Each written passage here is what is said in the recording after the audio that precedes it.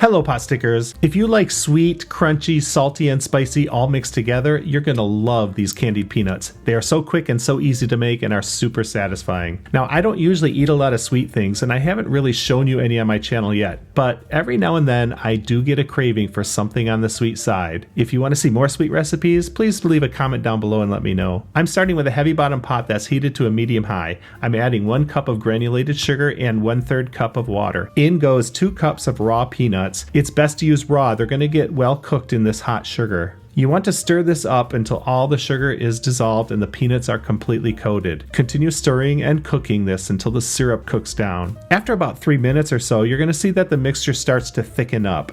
As the last of the water evaporates, the sugar is going to reach a point where it quickly crystallizes. Don't worry, this is exactly what we want. Unlike other candy making processes where you want to avoid crystals at all costs, these candied peanuts need those sugar crystals to have that textured coating on the surface. At first it's going to resemble a mixture of like wet sand with peanuts, but that's okay, keep stirring.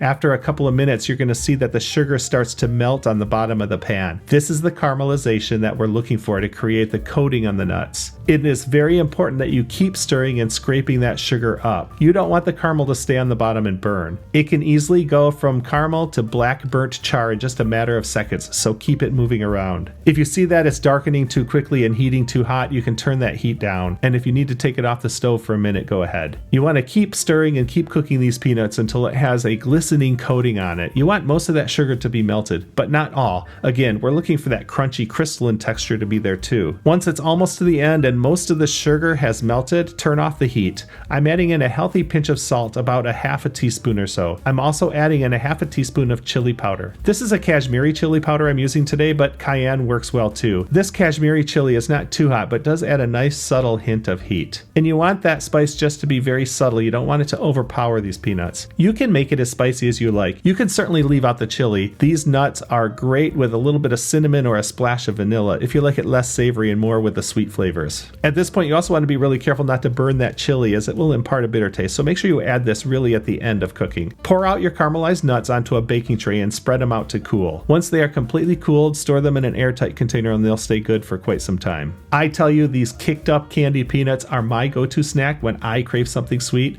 I love the crunch and the combination of salty, sweet, and spice. I hope you'll give it a try. It is so quick and so easy to make. Thank you for watching and join me next time as the pot thickens.